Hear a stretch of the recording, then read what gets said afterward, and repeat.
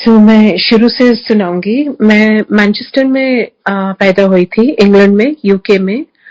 And पैदा होते मुझे hole in the heart and asthma था, जो हमेशा लाइफ थ्रेटनिंग अस्थमा रहा है बचपन से। And first 10 years of my life मैं हॉस्पिटल में ही रहती थी, यूके में। एंड मेरी मेमोरीज है कि मेरे पेरेंट्स मुझे हॉस्पिटल में छोड़ रहे हैं और मुझे इंट्रावेनियस स्टेरॉइड्स लगते थे, मुझे रिलीफ गेन करने के लिए। एंड ऑफ कोर्स मेरा होल इन द हार्ट जो था बैक इन द डे, मतलब पहले टाइम में, मतलब सर्जरी बहुत लाइफ थ्रेटनिंग होती थी, तो डॉक्टर्स ने कहा कि ये 10 साल की उम्र के बाद जीगी नहीं, सर्जरी कराने का कोई फायदा नहीं है, क्योंकि इसका होल इन द हार्ट बहुत बड़ा है एंड सर्जरी के 50-50 चांसेस हैं। सो मेरे पेरेंट्स ने डिसाइड किया कि सर्जरी नहीं होगी, सिंस इट वाज मतलब बहुत रिस्की था। सो ऐसे मेरी ट्रीटमेंट चलती रही बस फर्स्ट 10 years से। एंड थ्रू सम मिरेकल मैंने एक्सीड कर दिया 10 years। एंड मेरी जो टीनेज ईयर्स थी, टीनेज लाइफ, वो बिल्कुल नॉर्मल थी। अस्थमा भी कंट्रोल में था। ये था कि मैं स्पोर्ट्स नहीं खेल पाती थी स्कूल में एंड ज्यादा स्ट्रेन्यूअस एक्टिविटीज नहीं एंगेज कर सकती थी, पर बाकी काफी नॉर्मल अपब्रिंगिंग थी टीनेज ईयर्स। फिर मेरी शादी हो गई और मैं इंडिया आ गई। जैसे मैं दिल्ली आई तो मेरे हेल्थ इश्यूज फिर से वापस आ गए। तो अस्थमा एवरी चेंजिंग सीजन होता था मुझे, एंड उससे मैं हॉस्पिटल में रहती थी कुछ हफ्ते। अशलोक हॉस्पिटल में होता था एंड दोनों डॉक्टर्स, डॉक्टर अश्मी एंड आलोक चोपड़ा थे, ट्विंस हैं अशलोक हॉस्पिटल में। वो मुझे स्टेरॉइड इंजेक्शंस देते थे एंड रिलीफ के लिए, एंड देन मैं स्टेरॉइड टैबलेट्स लेती थी। सो बहुत जल्दी द क्वालिटी ऑफ लाइफ जो थी मेरी, वो डिटेरिएट होने लगे। एंड मेरे 2 बेटियां हो गई एंड स्ट्रगल था रेज करना, बिकॉज मैं हमेशा ही बीमार रहती थी। सो हेल्थ जो था मेरा health Karma was the strongest Karma. बहुत स्ट्रगल होती थी मेरे सेहत के लिए ना। जब मैं 11 साल की थी, थोड़ा सा रिवाइंड करने में, क्योंकि मैं इतना बीमार रहती थी first 10 years of my life, तो 11 साल की जब थी तो मेरे फादर का एक बहुत बड़ा गार्डन होता था घर में और मैं वॉक करती थी बहुत। मुझे शुरू से वॉकिंग का बहुत शौक था और अब तक भी मैं वॉक करती रहती हूँ। सो मैं वॉक कर रही थी और मैं भगवान से बातें कर रही थी। अब मुझे ये नहीं पता था भगवान क्या है, कौन है। 11 साल की थी सिर्फ, और मैं बुद्धा पे बुक्स पढ़ती थी। इनफैक्ट जो 11 साल की उम्र में बच्चे खिलौने खेलते हैं, डॉल्स के साथ खेलते हैं लड़कियां, मैं बुक्स पढ़ती थी, और वो भी फिलोसॉफिकल बुक्स। एंड मेरी मम्मी हमेशा बहुत परेशान रहती थी, कहती थी तो इतनी छोटी उम्र में हमेशा भगवान को क्यों याद करती रहती है, तो नॉर्मल रह, यू नो, नॉर्मल चीजें जो बच्चे करते हैं वो कर। लेकिन मेरी मेरी सोच जो थी वो बहुत अलग थी, अलग बच्चों से। और मैं वॉक कर रही थी और मैंने ऊपर स्काईज को देखा, एंड स्काईज को देख के मैंने इतना बोला कि भगवान अगर आप हो यहाँ पे तो मुझे आपसे एक दिन मिलना है और मुझे आपसे एक दिन चाय पीनी है आपके साथ। मेरी यही एक डायलॉग थी। एंड मेरी सोच ऐसी थी कि मैं पोएट्री लिखती थी भगवान पे, एंड फिर मैं डायरी भी लिखती थी जहां डियर गॉड लिखती थी। तो ये मेरी जर्नी बहुत छोटी उम्र में स्टार्ट हो गई थी, लेकिन मुझे पता नहीं था। लेकिन मेरी खोज जो थी वो बहुत छोटी उम्र में शुरू हो गई थी। लेकिन एज आई सेड कि दुनिया की माया, दुनिया की जो थी life, you know, that took over. तो जब मेरी शादी हुई और मैं फिर बीमार रहने लगी फ्रॉम द एज ऑफ 22, तो बहुत बीमार रहती थी, तो फिर मेरी सर्च, क्योंकि मैं इंडिया में आ गई थी, तो मेरी जो खोज थी वो खोज फिर शुरू हो गई। और इस बार गलत रास्ते पे, जैसे गलत पंडित्स के पास जाती थी, बाबाज के पास जाती थी, गुरुओं के पास जाती थी, और बहुत परेशान भी होती थी आके कि कोई कहता था 2100 रुपए दो, कोई कहता था 1100 रुपए दो। तो बहुत परेशान भी थी, और मैंने रियलाइज किया कोई किसी के लिए कुछ नहीं कर सकता, और ये भी सब झूठ है। कोई गुरु, बाबा, पंडित, कोई आपको कुछ नहीं दे सकता। ये अब मेरी किस्मत है कि मुझे दुखी रहना ही है। लेकिन जो मेरा दुख था वो मेरी सबसे बड़ी ब्लेसिंग थी, बिकॉज मेरी जो खोज है वो बढ़ती गई, अंदर की खोज। मैं और किताबें पढ़ती गई, पढ़ते पढ़ते 97 में मुझे जब एस्थमा अटैक हुआ एंड डॉक्टर्स दोनों ने बोल दिया कि ये अब नहीं बचेगी, इसकी लंग्स बहुत वीक हो गई हैं। और उस टाइम मेरा स्किन भी ऊपर से नीचे तक पूरी बॉडी में कुछ और ही हो गया था। एक्जिमा तो था ही बचपन से, लेकिन ये एक्जिमा नहीं था, ये पस था। फेस बिल्कुल काला हो गया था मेरी आंखें बंद हो गई थी और फ्लेकीनेस होती थी इतनी सारी कि फ्लेकीनेस पील ऑफ होती रहती थी। सो ऐसे बुरा हाल हो गया मेरी मतलब स्किन का कि मुझे अपने आईने से भी देखने में डर लगता था, अपने आप को देखने में डर लगता था। और अब और भी खराब हो गया सब कुछ। मेरी मैरिज खराब हो गई, मेरे बच्चों को पालने का तरीका बहुत ही, मैं आइसोलेटेड रहती थी, अपने कमरे में बंद रहती थी, मेरी कोई सोशल लाइफ नहीं थी, मैं बिल्कुल इंट्रोवर्ट हो गई थी और कोई मेरे लिए कोई रास्ता ही नहीं था। एंड एक्चुअली मेरे मन में ख्याल आते थे कि जीने का क्या फायदा, इससे अच्छा तो बेटर है कि मैं ना जीऊं। तो इतने ऐसे ख्याल भी आने लगे और अंधेरा ही अंधेरा नजर आता था और ऐसे लगता था बस एक लॉक हो गई हूँ एक कमरे में जहां सिर्फ दुख है और कोई लाइट नहीं है। फिर जब अटैक हुआ और डॉक्टर ने कहा कि यह बचेगी नहीं, मैंने बहुत शुक्राना किया। मैंने कहा शुक्र, मुझे जीना भी नहीं है, क्योंकि मैं बहुत ज्यादा सफर कर रही थी physically, psychologically and emotionally. Because मेरी मैरिज भी मैंने देख रही थी कि खत्म हो गई है। सो कोई वो वहां नहीं था, कंपैशन नहीं था टुवर्ड्स मी, नथिंग। सिर्फ यही था कि मैं सफर कर रही हूँ, मैं अकेले सफर कर रही थी। सो फिर 97 में जब अटैक हुआ, ये मैं मतलब सर्वाइव कर गई वो attack by some miracle. Again miracle यही होता है कि भगवान एक्चुअली जब हमें गुरुजी मिले थे तब नहीं मिले थे, बहुत पहले से हमारे साथ थे, लेकिन हमें पता नहीं होता है ये, क्योंकि हम अपना स्लीप वॉक करते रहते हैं लाइफ से, एंड हमें पता नहीं चलता कि भगवान उस टाइम भी हमारे साथ थे। तो बचपन में भी मेरे साथ थे कि 10 साल की उम्र से ज्यादा मेरी लाइफ मतलब बढ़ गई। एंड देन उस टाइम जब डॉक्टर्स ने जवाब दे दिया था 97 में, उस टाइम भी गुरुजी साथ थे, लेकिन अभी फिजिकल में मिले नहीं थे। फिर एक बैम्बी आंटी है, तो वो सोशली मुझे मिली एंड कहती तू बहुत डिस्ट्रेस लग रही है, तो तू मेरे गुरुजी के पास चल, वो आ रहे हैं पंजाब से। मैं बिल्कुल इंटरेस्टेड नहीं थी, मैंने कहा आई एम नॉट इंटरेस्टेड, मैं बहुत बाबा गुरुज पंडित के पास जा चुकी हूँ, अब मुझे कोई इंटरेस्ट नहीं है। उसने कहा देख, you have nothing to lose, तेरे पास कुछ यू वोंट लूज एनीथिंग, हो सकता है कुछ मतलब पाने कोई, may be gain something but you won't lose something. तो उसको खुश करने के लिए मैं आ गई। कहती गुरुजी कह रहे हैं, थर्सडे इवनिंग था 6 बजे, गुरुजी कह रहे हैं तू मेरे साथ चल। तो वो ले गई, गुरुजी को वो इन्फॉर्म कर चुकी थी। तो हम जैसे छोटे मंदिर गए, मैं बिल्कुल क्लोज्ड माइंड क्लोज्ड हार्ट के साथ गई थी। वो मुझे से सत्संग अपना सुनाती गई गाड़ी में, मुझे ये भी नहीं पता था कि सत्संग क्या होता है, सत्संग का मीनिंग क्या होता है। वो बोलती गई गुरुजी ने ये किया वो किया, मैं बिल्कुल सुनी को अनसुनी कर रही थी, मैं बिल्कुल डिसइंटरेस्टेड थी। एंड कहती गई go with an open mind रखना, ओपन हार्ट रखना। मैं क्लोज माइंड क्लोज हार्ट के साथ उसके साथ गाड़ी में बैठी हुई और मैंने कहा ये इसको अब्लाइज करने के लिए जा रही हूँ मैं। जैसे पहुंची छोटे मंदिर, कोई नहीं था अभी, 6 PM थे, थर्सडे इवनिंग। गुरुजी अपनी गद्दी पे बैठे हैं, हम दोनों वॉक इन करते हैं छोटे मंदिर।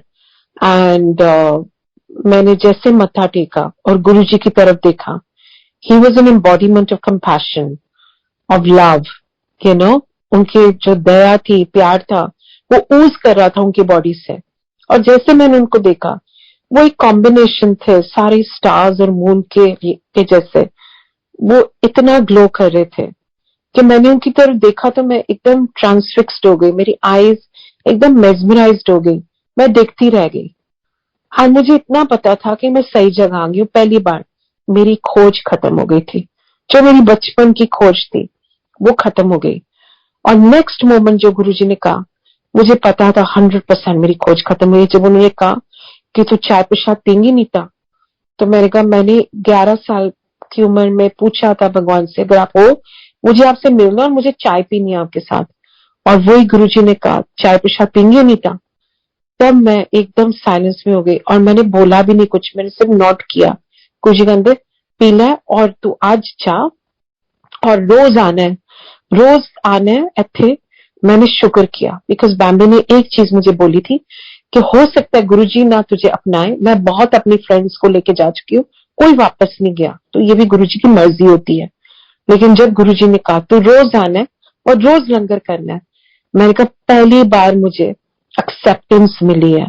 वो जो एक्सेप्टेंस थी वो बहुत बड़ी चीज थी मेरे लिए, क्योंकि मुझे वो feeling of rejection as a baby रही है मुझे, क्योंकि जो मेमोरीज थी मेरी चाइल्डहुड की कि मेरे पेरेंट्स मुझे हॉस्पिटल छोड़ रहे हैं, वो रिजेक्शन फील करती थी मैं, क्योंकि बच्चे को पता नहीं होता पेरेंट्स क्यों छोड़ रहे हैं हॉस्पिटल में।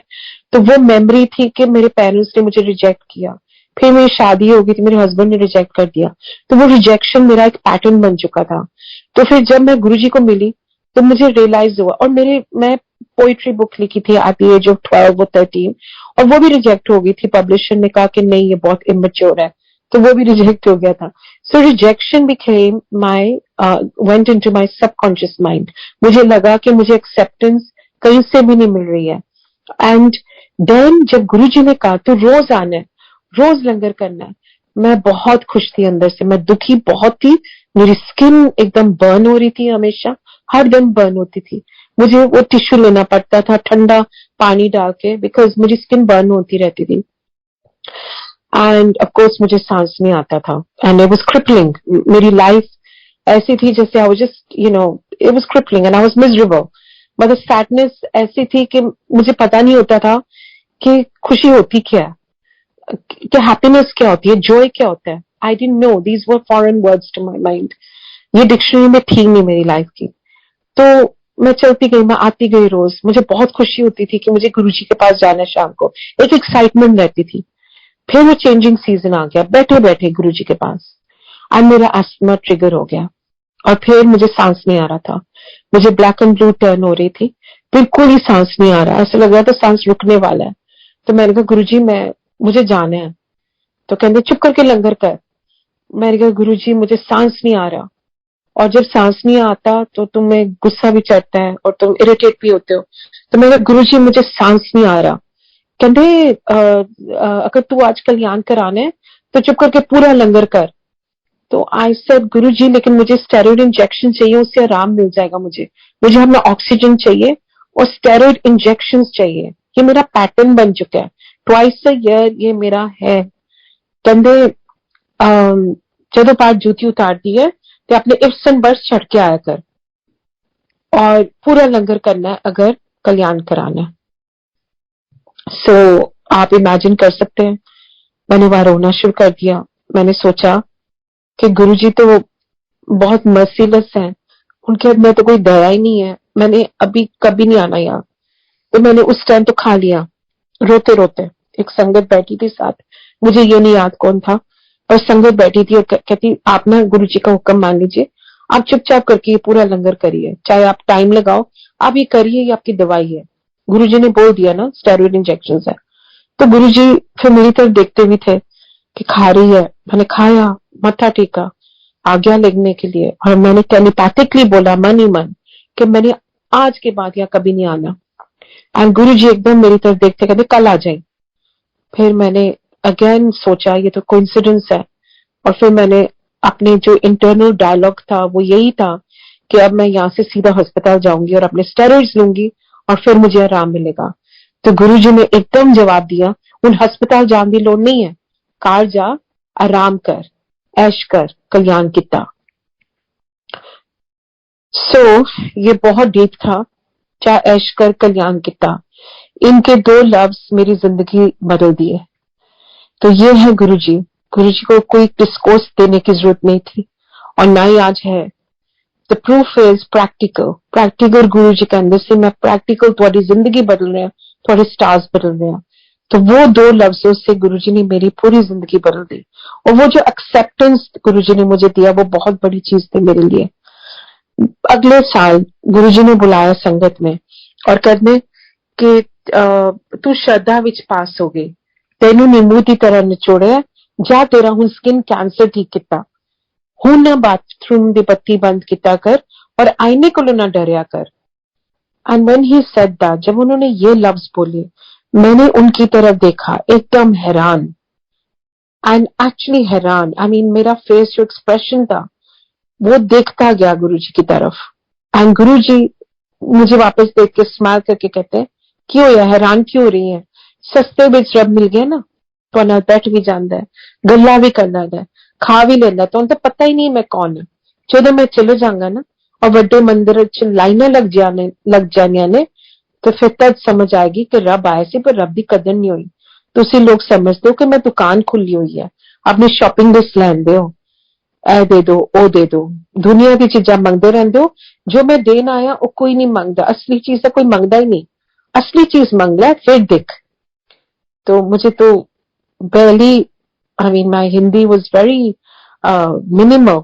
अब तो गुरुजी ने पंजाबी भी सिखा दी, बड़ी फ्लुएंटली बोलना, हिंदी भी फ्लुएंटली बोलना।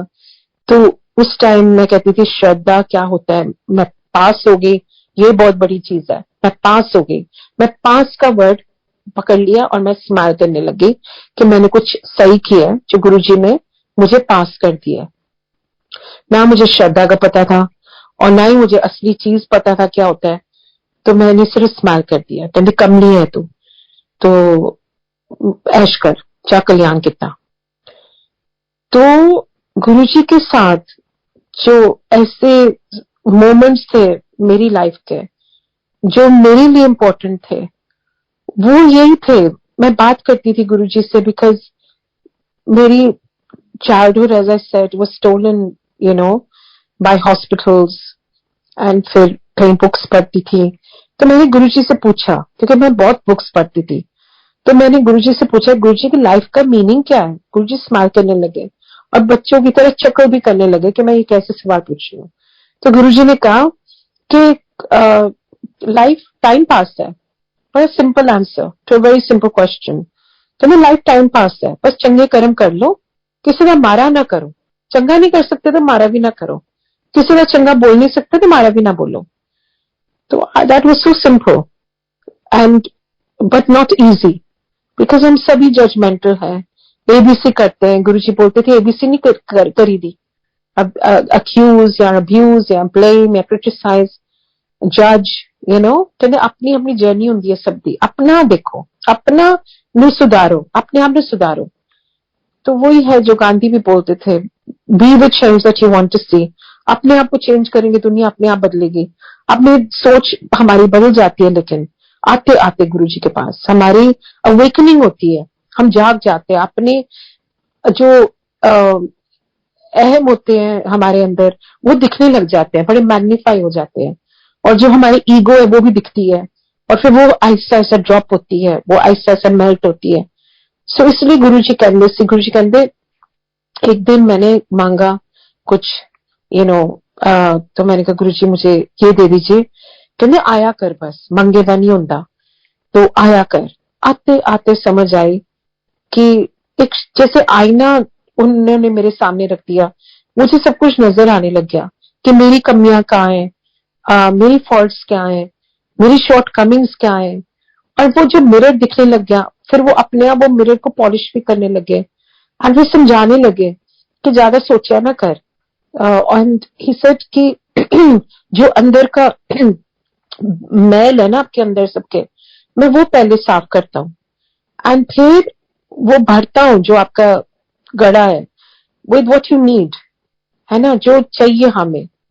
तो जैसे जो भी चाहिए हमें, जो अगर कंपैशन चाहिए, ह्यूमिलिटी चाहिए, ह्यूमैनिटी चाहिए, दया चाहिए, तो ये छोटी छोटी सीख गुरुजी की बहुत बड़ी है, बहुत बड़ा इम्पैक्ट होता है हमारी लाइफ में। लाइक कहते थे कि तू माँ की सेवा कर, जो माँ बाप की सेवा नहीं करता वो रब को वैसे ही दूर रहता है। तो माँ बाप थोड़े पहले रब ने, एंड हार्मनी रखो घर में। लाइक कहते थे सब तो बड़ी सेवा है घर गृहस्थी में कि हस्बैंड वाइफ की सेवा करे और प्यार करे, और वाइफ हस्बैंड की करे। Happy life, happy wife is happy life. तो ये छोटी छोटी चीजें बहुत इम्पैक्टफुल है। बच्चों को खुश रखो, बच्चों को टाइम दो, यू नो। हम आजकल सोशल मीडिया पे लगे रहते हैं, बच्चे रोते रहते हैं घर में। तो सबसे पहले ये जो हमारे अंदर जो है 5 वाइसेस जो कहते हैं, और हिंदी में पता नहीं क्या कहते, पर काम, क्रोध, लोभ, मोह, अहंकार, जो हमारे 5 वाइसेस है, वो सिर्फ 5 वाइसेस ही नहीं है हमारे अंदर, अब और भी बढ़ गए हैं। अब व्हाट्सएप, फेसबुक, ट्विटर, ये भी वाइसेस ही हैं, बिकॉज इससे ही हमें हमेशा डिस्ट्रैक्टेड रहते हैं। और लेकिन जब हम सत्संग आते हैं तो हम पूरी तरह से पूरी अटेंशन देके, जो गुरु जी कहते थे 2 घंटे मैनू अनडिवाइडेड अटेंशन देता करो, फोन नहीं चेक करना, फेसबुक नहीं चेक करना, एक दूसरे से बातें नहीं करनी, क्योंकि साइलेंस में ही हमें रब दिखेंगे। तो ये गुरु जी की सीख है कि चलो आंदे हो मेरे को तो साइलेंस रखो अपना फोन, और तुसी भी साइलेंट रहो, साइलेंस में ही उनकी आवाज सुनाई देगी। एंड जो शब्द गुरबानी चल रही है, क्योंकि जब एक बार एक्सक्यूज मी, एक बार मैं शब्द गुरबानी लगी हुई थी, ऑफ कोर्स गुरु जी के पास बैठी थी, और गुरु जी ने बहुत डांटा, कहते तू ना ऐ सुन।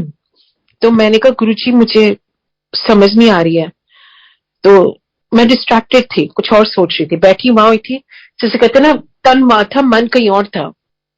तो गुरुजी ने कहा तू सुनिया कर। तो मैंने कहा गुरुजी मुझे नहीं समझ आती। कहते तेन समझने किसने क्या, सिर्फ सुन। सो आई अंडरस्टूड लेटर कि सुनते सुनते समझ आने लगती है। तो ये नहीं कि हमें मन नहीं लग रहा है, मन चाहे ना लगे, पर टाइम के साथ आते आते सत्संग में बहुत कुछ बदलाव आता है, हमारी सोच बदल जाती है, हमारी अवेकनिंग होती है, हमें अवेयरनेस आ जाती है। अगर हम गलत किसी को बोले, हमें एकदम हमारे अंदर वो अवेयरनेस आ जाएगी कि हमने गलत बोला, हमें माफी मांगनी चाहिए। सो यही ये छोटे छोटे बदलाव आते हैं, फिर आहिस्ता आहिस्ता बड़े वाले बदलाव आते हैं। तो गुरु जी पहले लाइक ही सेड मैं अंदर था तुहाडा वैसल पहले साफ करना बर्तन, फिर तुहाडी बाहर दी जिंदगी अपने आप चमकती है। सो जब हमारी मेहनत में, ये मेहनत यही है कि हम सुने और उनके हुक्म में रहे, जो वो बोलते हैं कि सत्संग सिमरन सेवा कितना करो, सत्संग कितना करो, सेवा कितना करो, सिमरन करता करो, याद करो, चलते फिरते भी याद करो, बैठ के भी याद करो, हर पल आपकी जुबान पे गुरु जी का नाम हो, तो वाकई जिंदगी बदलती है। बिकॉज हम हमेशा अच्छा ही सोचते हैं, अच्छा ही बोलते हैं, अच्छा सुनते हो, हमेशा अच्छी कंपनी में रहिए। बिकॉज गुरु जी सिखाते थे जैसी संगत वैसी रंगत। एक बार मुझे डांट बहुत पड़ी, मैं एक लेडी को लेके आ गई और मैं जानती नहीं थी बिल्कुल भी उनको, पर ऐसे सोचनी मिली वो, और मैंने कहा चल मेरे गुरुजी के पास। और जैसे मैं अंदर आई, मैं वो लेके आई उसको, गुरुजी ने कितने नाल आई है, मैंने कहा गुरुजी ये लेडी है, जाननी है नू? मैं कहा नहीं। कहते अगली बारी ना आई इस तरह, क्योंकि तेरा नाम भी खराब हो जाएगा, चरित्र बड़ा खराब है, कैरेक्टर बड़ा खराब है। मैं हैरान हो गई, मैंने कहा गुरुजी मैं तो जानती भी नहीं हूँ, फिर क्यों लेके आई है? तो इनको कल आया करे है कल्याण, तो वो उन्होंने संत का भी करना है और सिनर का भी करना है, सबका करना है, लेकिन हमें अच्छी संगत में ही रहना है, ये बहुत जरूरी है, क्योंकि जैसी संगत वैसी रंगत, और वैसी हमारी सोच हो जाती है। तो ये गुरु जी ने हमें छोटी छोटी चीजें सिखाई हैं कि एक चुप 100 सुख, कोई लड़ रहा हो, कोई आपको भी कुछ बुरा बोल रहा हो या जज कर रहा हो या क्रिटिसाइज, आप चुप रहो।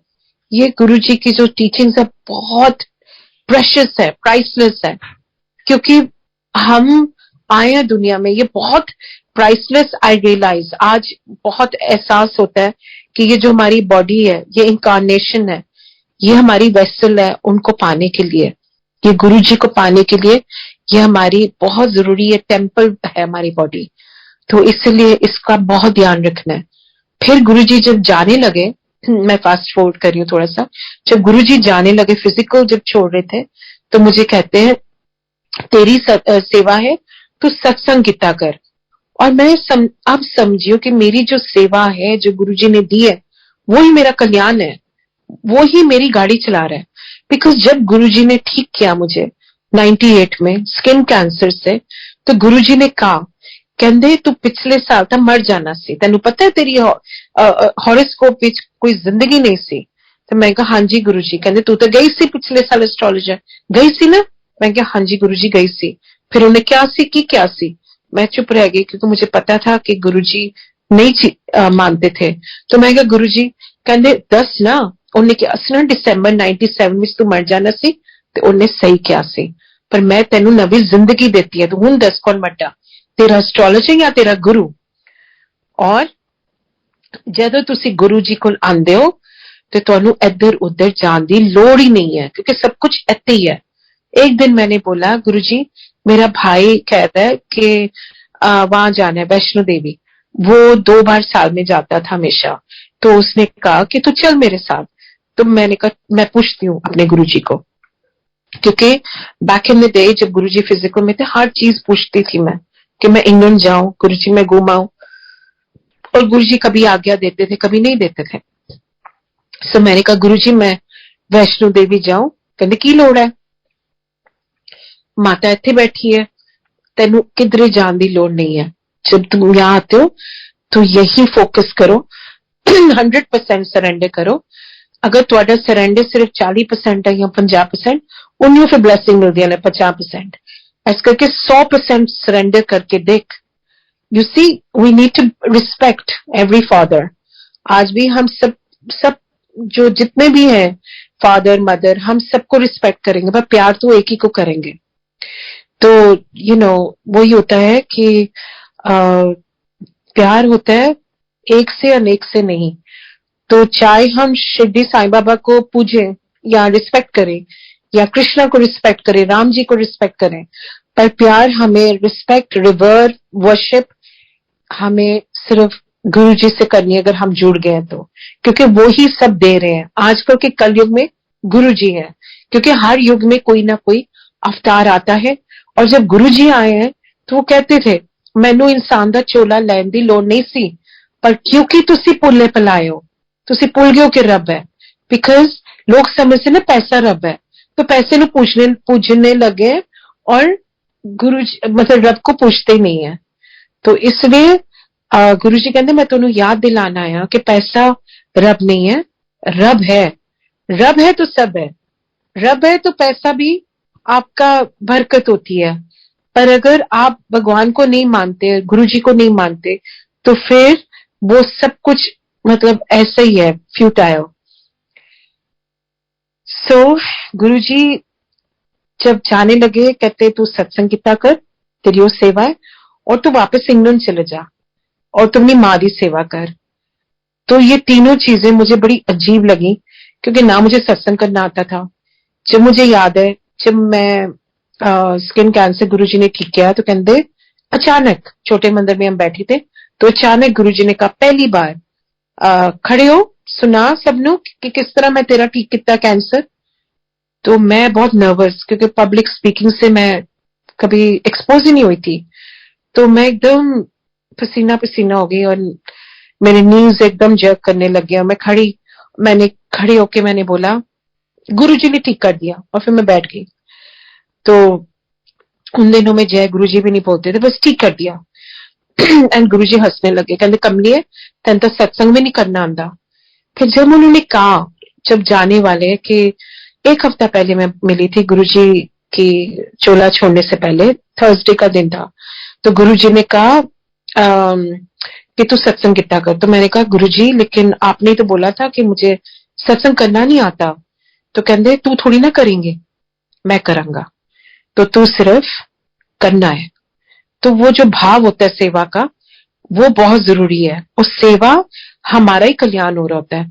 तो सत्संग करने से जो सुनन वाला और सुनान वाला दोनों का कल्याण हो रहा होता है। तो आपको पता नहीं उस टाइम गुरु जी कहते से मेरी लहरा चलदियां ने जदों तुसीं सत्संग करते हो, तो पता नहीं कौन ब्लेस हो रहा है सुन के, तो सुनिया करो, ध्यान नाल सुनिया करो। एंड फिर गुरु जी चले गए फिजिकल छोड़ के, हम सब बहुत लॉस्ट हो गए ऑफ कोर्स, एंड जो थे, लेकिन वो दिन जो थे बड़े मंदिर में वो अलग ही दिन थे। मंडेज को हम जाते थे, बहुत कम संगत होती थी, मौका मिलता था पीछे बैठने का और सत्संग शेयर करने का। देखते देखते संगत बहुत बढ़ गई और बहुत आनंद मिलता था। कभी किसी गार्डन में बैठ जाते थे बड़े मंदिर में, सत्संग सुनाते रहते थे। एक शालिनी खेरा होती थी, मैं होती थी, बहुत कम लोग होते थे और हम सत्संग ही शेयर करते रहते थे, चाय प्रसाद के ऊपर चाय प्रसाद, समोसा प्रसाद के ऊपर समोसा प्रसाद। फिर ऐसा टाइम आया कि हम बैठ ही नहीं सकते थे क्योंकि संगत देखते देखते देखते देखते बहुत बढ़ गई। जैसे गुरु जी ने कहा था, लाइना लग जाने में, we have witness that from handful of sangat to just exponential growth. इतनी एक्सपोनेंशियल ग्रोथ हुई है अक्रॉस एवरी कॉन्टिनेंट। तो गुरुजी ने ये भी बोला था मुझे कि तू सत्संग कितना कर और जगह जगह जाएंगी, देखी हर जगह मेरी जोत जलेगी across every continent, country, city, town in the world. और मैं ये कभी सोच भी नहीं सकती थी कि गुरुजी ने इतनी मेरी सेवा से मेरी लाइफ फोर्स रखा मेरे अंदर, नहीं तो मेरा लाइफ फोर्स खत्म हो चुका था। तो गुरुजी ने लाइफ का पर्पस दे दिया, एक मीनिंग ऐड कर दिया। जहां मुझे लगता था मेरी लाइफ मीनिंगलेस है, मेरी लाइफ का कोई पर्पस ही नहीं है, मैं क्या कर रही हूँ इस दुनिया में, तो क्योंकि मुझे हमेशा लगता था मैं लॉस्ट हूँ, I was a very lost soul, I didn't feel कि मैं बिलोंग करती हूँ इस वर्ल्ड से। तो गुरुजी ने वो भी ठीक कर दिया, एक पर्पस ही दे दिया, एक ऐसा मतलब दे दिया रोड मैप कि मुझे एंथुजियाज्म आने लगी लाइफ पे, प्यार आने लग गया लाइफ से, एंड जॉय, हैप्पीनेस, जो वर्ड्स फॉरेन थे और जो मेरी डिक्शनरी में नहीं थे वो ऐड होने लग गए। मेरी डिक्शनरी में थे नहीं happiness, joy, sense of meaning and purpose. So ये गुरुजी ने कैसे ट्रांसफॉर्म करते हैं हमारी लाइफ को। फिर मैं वापस इंग्लैंड चले गई एंड ऐसा एक सिचुएशन हो गई, मैं सेपरेट हो गई, सिंगल हो गई दोबारा। वो गुरुजी ने पहले ही ब्लेस करके गए थे फिजिकल में जब थे कि डिवोर्स डिवोर्स डिवोर्स बोलते थे on his birthday in 2000, let me get this right, 2006 में बोला कि on his birthday कि डिवोर्स डिवोर्स, वो बहुत बड़ा सत्संग है, कभी और सुनाऊंगी, लेकिन कहते डिवोर्स डिवोर्स हूं तो बहुत खुश रहेंगी हूं तू। 3 चीजें बोली थी, मैं एक सुना देती हूँ कि तू हूं सत्संग कर और एंजॉय कर और तू बहुत खुश रहेंगी देखी। तो उस टाइम नहीं पता था खुशी क्या होती है, लेकिन देखते देखते एज लाइफ अनफोल्डेड मेरे दोनों बच्चे बाहर चले गए। कहते मैं बच्चा दा तेरा ध्यान रखा, बाहर भेज रहे हैं दोनों पढ़न वास्ते, वो भी कर दिया गुरुजी ने, अमेरिका भेज दिया दोनों बच्चों को। एंड फिर मैं बिल्कुल अकेली हो गई दिल्ली में। तो मम्मा बीमार हो गई, जैसे गुरुजी ने कहा था माँ की सेवा कर। मम्मा जब बीमार हुई मैनचेस्टर में, इंग्लैंड में, तो I had to go back because वो बिल्कुल अकेली हो गई थी। Dad died 1 year before. वो गुरुजी को सब पता था, ऑब्वियसली वो ऑमनिसेंट है, वो अंतर्यामी है। तभी कहते थे एक्चुअली कि मनो मंगो नहीं, क्योंकि मंगन की लोड़ ही नहीं है, मैंने सब पता है तुहाडे दिल च की है और हर सही टाइम विच मैं तुहानू दे देना चाहो, तुहानू जरूरत है, what you need as oppose to what you want. क्योंकि हमारे वांट्स तो एंडलेस है, पर जो जरूरत है वो मैं हमेशा पूरी करता हूँ, वो पल पल हमारा ध्यान रखते हैं।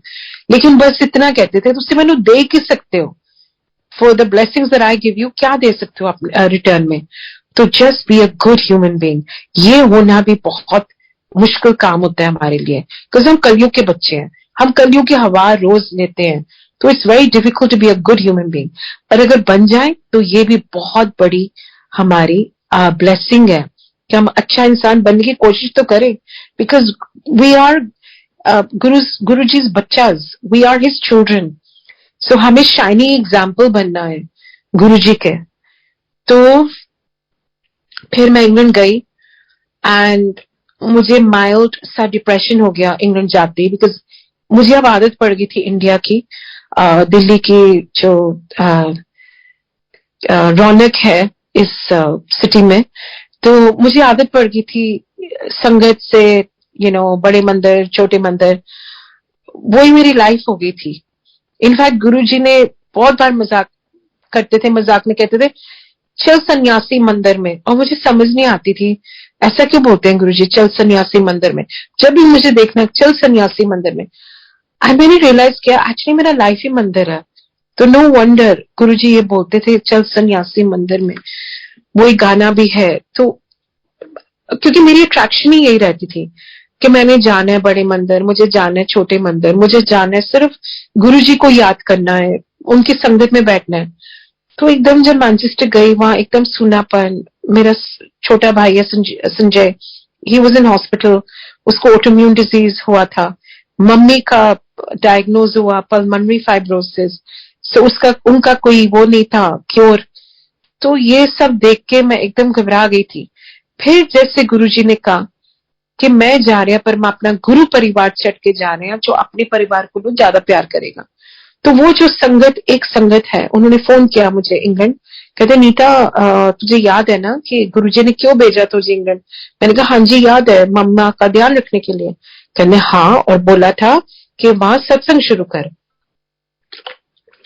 तो उनकी मेहर से, I am cutting it short, उनकी मेहर से फिर मैंने अपने चाइल्डहुड फ्रेंड्स को फोन किया जिनके साथ मैं पली जमी थी। तो मैंने फोन किया और मैंने कहा कि मैं सत्संग करा रही हूँ। तो ऑफ कोर्स उनको पता नहीं था सत्संग क्या होता है, उनको पता नहीं था गुरुजी कौन है।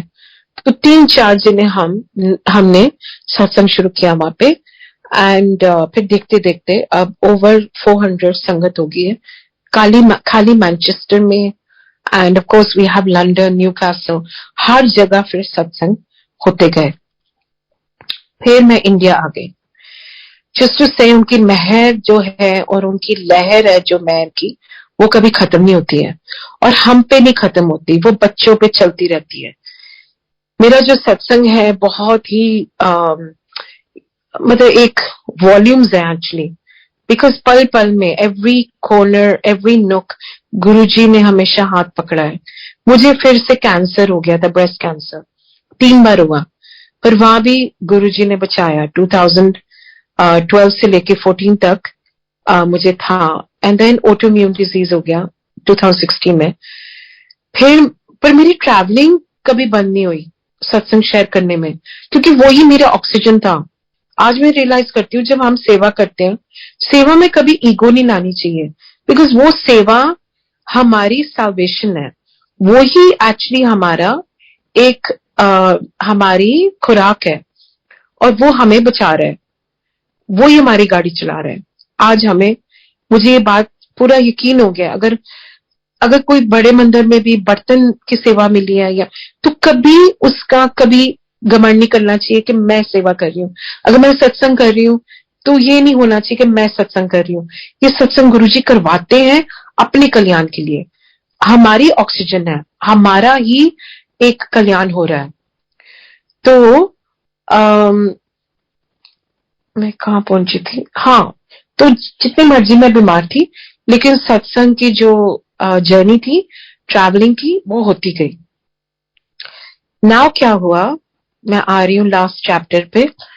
जब 2020 आया तो हमारी दुनिया बदल गई और मैं थी बॉम्बे, पुणे में सत्संग कर रही थी, और वहां से मेरी बड़ी बेटी का फोन आया और कहती मम्मा आप दुबई आ जाओ, अब ये सत्संग मेरे बच्चों का सत्संग है। तो मैं दुबई चले गई। वो कहती मम्मा आप आ जाओ 2 हफ्ते के लिए। तो ये था फरवरी 2020 में। जैसे मैं वहां पहुंची, 1 हफ्ता बाद लॉकडाउन हो गया पूरे वर्ल्ड में, तो हमारी वोकैबुलरी बदल गई। मैं जैसे आई दुबई, मैं वही रह गई फिर 2020, पूरा 2020 बच्चों के साथ रही। और ये भी एक गुरुजी की प्लानिंग थी। अगर मैं दिल्ली में होती और दोनों बच्चे मेरे दुबई होते, तो मैंने बहुत मिस करना था दोनों को, अगर मैं नहीं मिल पाती तो गुरुजी ने पहले ही ये प्लान आउट कर दिया कि मैं ट्रैवल करते करते दुबई पहुंच जाऊंगी। तो 2020 was an amazing lockdown year for us as a family. दोनों बच्चे और मैं एक ही अपार्टमेंट में रहते थे। 21 बहुत चैलेंजिंग रहा। 21 जब हुआ, और ये बहुत सोचती हूँ मैं तो बहुत अजीब है, क्योंकि जो सोनाक्षी के साथ हुआ पिछले साल, वो इस साल अनिष्का के साथ हो रहा है। तो पिछले साल सोनाक्षी के बर्थडे पे छोटी वाली बेटी को कोविड हो गया और वो बहुत डेलिकेट है, उसको कोविड हुआ, काफी खराब था। उसके बाद 1 हफ्ता पहले जस्ट कोविड से भी रिकवर ही हो रही थी, तो दूसरी बेटी, बड़ी बेटी का बर्थडे था फरवरी में, सिर्फ 2 वीक्स अपार्ट है उनके बर्थडेज का। तो जब अनिष्का का बर्थडे हो रहा था तो 2 दिन पहले डेजर्ट पे चले गए थे एंड क्वाड बाइक पे थे, और सोनाक्षी की क्वाड बाइक पूरी टम्बल हो गई। टम्बल होके सोनाक्षी गिर पड़ी और इसका पूरा फेस और बॉडी इंजर हो गई, और इसने फ्रैक्चर हो गया, आई का फ्रैक्चर हुआ एंड पूरी body as in nose fracture हुआ। तो डॉक्टर ने कहा एक आंख में, राइट आंख में इसका विजन खत्म हो जाएगा अगर ये सर्जरी नहीं कराएगी। Cutting the long story short, Delhi ले आए, यहाँ 5 डॉक्टर बोले सर्जरी, 5 बोले no surgery. In the end जो सबसे बड़ा डॉक्टर था हैदराबाद का, उसने बोला definitely no surgery, wait and watch. मैं वापस इंडिया आ गई लास्ट ईयर, वो भी बहुत बड़ा सत्संग है, इट्स वेरी लॉन्ग। मैं आ नहीं पा रही थी पहले बिकॉज इंडिया आने नहीं दे रही थी, बिकॉज मुझे टूरिस्ट को आने नहीं दे रही थी, और मैं टूरिस्ट वीजा पे हूँ अभी भी, तो ओसीआई है नहीं, तो I was out of India, और इंडिया ने अभी खोला नहीं था टूरिस्ट को, टूरिज्म को। सो वो अमेजिंग सत्संग है, कैसे गुरुजी ने मुझे वापस लेके आए इंडिया, जो इम्पॉसिबल था। तो वही है, गुरुजी अनहोनी को भी होनी कर देते हैं, आई मीन ब्लैक को व्हाइट टर्न कर देते हैं। गुरुजी कुछ भी कर सकते हैं और करते रहते हैं, अभी भी बहुत करते हैं। एंड जब उन्होंने कहा नो सर्जरी, सोनाक्षी को डबल विजन नजर आता था। तो वो मैंने देखा है, बहुत संगत ने देखा है, विटनेस किया है ये। पिछले साल मार्च अप्रैल में हम जब बैठते थे मंदिर में और समोसा प्रसाद चाय प्रसाद आता था, तो सोनाक्षी को डबल विजन नजर आता था। तो वो समोसा प्रसाद ठीक से देखती नहीं थी और चाय प्रसाद को पी नहीं पाती थी अकेले, तो पिलानी पड़ती थी। देखते देखते वो अपने आप एक दिन विद इन वीक्स पी भी रही थी और खा भी रही थी अपने आप। एंड हमने रियलाइज किया कि इसकी विजन वापस आ गई, सिर्फ प्रसाद के साथ। जैसे गुरुजी ने मेरा अस्थमा ठीक किया एक लंगर प्रसाद के साथ, वैसे ही सोनाक्षी की विजन वापस आ गई, सिर्फ समोसा प्रसाद और चाय प्रसाद खा के। तो ये गुरुजी की जो कहते थे कि ए समोसा नहीं है, ए कैलोरीज नहीं है, ये आपकी दवाई है। ये जैसे लंगर प्रसाद मेरे सामने आया, मैंने कहा गुरुजी ये स्टेरॉइड्स नहीं है, क्या आलू गोभी दाल है? तो गुरुजी कहते कमली है, ए तेरे स्टेरॉइड्स है। और वो ही स्टेरॉइड्स जो उस रूप में आया था, उन्होंने ठीक किया मुझे। जो जैसे दृष्टि वैसे सृष्टि। अगर हम गुरुजी की हुक्म माने, गुरुजी के हुक्म में रहे, तो फिर उनकी मेहर का मतलब कोई अंत ही नहीं है। तू बेअंत तेरा अंत न जाना, वो इन्फिनिट है, इनमेजरेबल ग्रेस वो हमारी लाइफ पे शावर करते जाते हैं, पर हमें सिर्फ उनको प्यार करना है जो गुरुजी ने बोला था। और वो तो बहुत इजी है करना। He is so lovable, he is so kind, he is so generous. प्यार करना मुश्किल है ही नहीं गुरुजी को। गुरुजी कहते कि be God loving not God fearing. मेरे को रब को डरेदा नहीं, रब नु प्यार करेदा। डरना है तो अपने कर्मों से डरो, अपने मन से डरो, क्योंकि हमारा मन मैला है, हमारी सोच मैली है। अपनी सोच साफ कर लेंगे और किसी का बुरा नहीं सोचेंगे, अपना बुरा सोचो, उल्टा अपना बुरा देखो, किसी का मत देखो, अपने आप को इम्प्रूव करो। लाइफ बहुत छोटी होती है, एंड फिर देखो सब कुछ ही अच्छा लगता है, और सब संगत सब लोग अच्छे लगते हैं, क्योंकि सबकी क्वालिटीज होती हैं, सब में क्वालिटीज होती है। जिसमें फोकस करेंगे वही मैग्नीफाई होगा। एनीवे, सोनाक्षी ठीक हो गई, जय गुरु जी। एंड लास्ट ईयर मैं वापस चले गई दुबई 21 में, एंड अमेजिंग था ऑफकोर्स, बच्चों के साथ अगेन अपॉर्चुनिटी। फिर आया दिसंबर 22, एंड अनिष्का सॉरी सोनाक्षी का जब आंख ठीक हुई, उसकी एंकल भी इंजर हो गई, एंड जब इंजरी हुई तो वो बेड रिडन हो गई। तो कुछ ना कुछ होता गया, उसका ऐसे ही था 21 वेरी हार्ड हेल्थ वाइज। फिर 22 में एंड में अनिष्का की एंकल खराब हो गई, शी टोर हर लिगामेंट, तो वो कास्ट पे थी अभी तक, आई मीन अभी भी उसकी एंकल दर्द है। अब उसके बर्थडे में अभी February 7 उसको कोविड हो गया। सो वो पैटर्न जो सोनाक्षी को हुआ था लास्ट ईयर, सेम रिपीट हुआ अनिष्का को, एंड 7 February को उसको कोविड हो गया, अभी जो 7 February है। एंड हम अनिष्का और मैं दोनों अब दिल्ली में हैं एंड वो अब एक होटल के कमरे में है।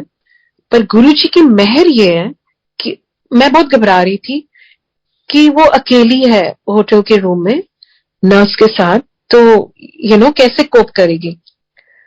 पर फिर एक संगत की डॉटर, उसको भी सेम टाइम कोविड हो गया एज अनिष्का, एंड उसने अपनी मम्मी पापा को बोला कि मैं जा रही हूं अनिष्का के पास रहने, क्योंकि हम दोनों ही पॉजिटिव हैं।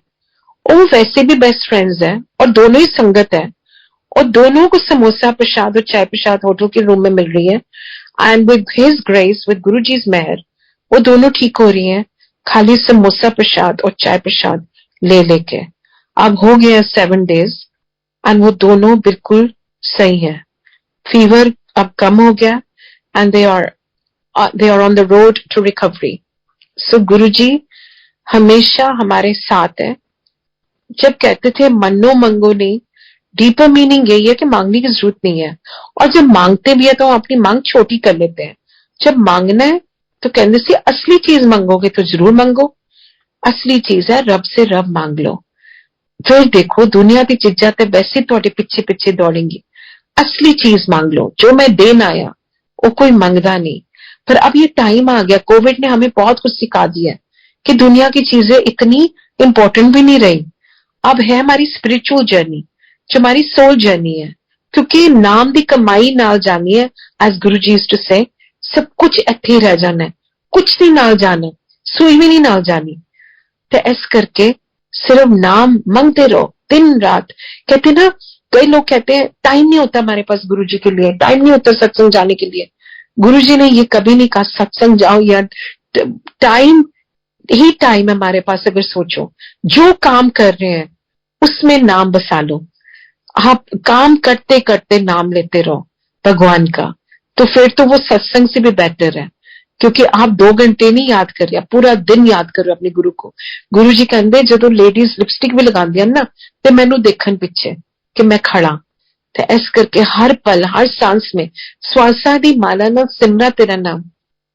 हम भी एक जोत है और गुरु जी कहते कि मैं थोड़ी अंदर दी जोत, अंदर दे गुरु नु जगान आया।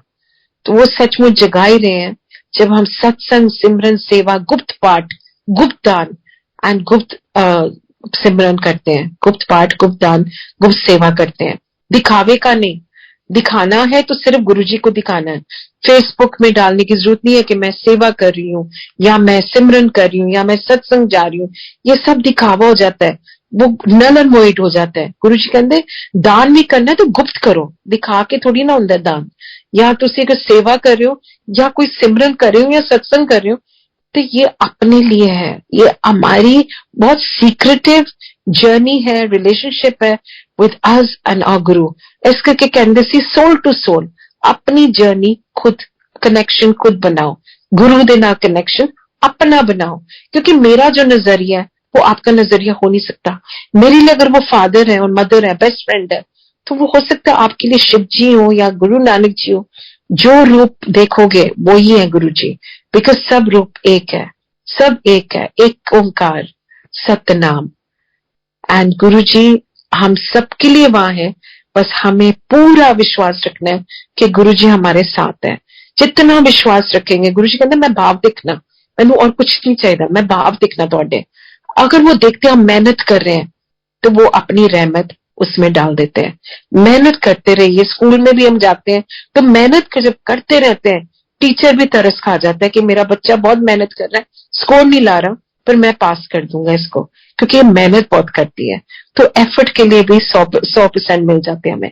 तो गुरुजी भी हमारे ऐसे ही है, मेहनत करो अच्छा इंसान बनने के लिए, बिकॉज गुरुजी को हम कुछ नहीं दे सकते सिवाय हमारी अच्छाई और उनके हुक्म में रहना। बस 100% सरेंडर कर जाओ। कहते सी गुरु जी पूरा सरेंडर कर जाओ, दे दो मैं अपनी जिंदगी, तन मन धन मनु दे दो, तो देखो दुनिया की चीजा किस्सा पिछे पाएगी थोड़े। तो गुरु जी वही है, तेरा अंत तू बेअंत तेरा अंत न जाना। सो हम सत्संग भी नहीं कर सकते बिकॉज हमारे पास लफ्ज ही नहीं है। तो लफ्ज भी कम हो जाते हैं, हम महसूस कर सकते हैं। गुरुजी एक एहसास है, तो एहसास करें, करते रहिए एहसास, और समझते रहिए कि गुरुजी हमारी गाड़ी चला रहे हैं, गुरुजी हमारे साथ चल रहे हैं, और we just be a patient persevering passenger. Guruji को ही गाड़ी चलाने दीजिए, बिकॉज वो जानते हैं कब, कहाँ, कैसे लेके जाना है हमें आगे। Thank you. जय गुरुजी।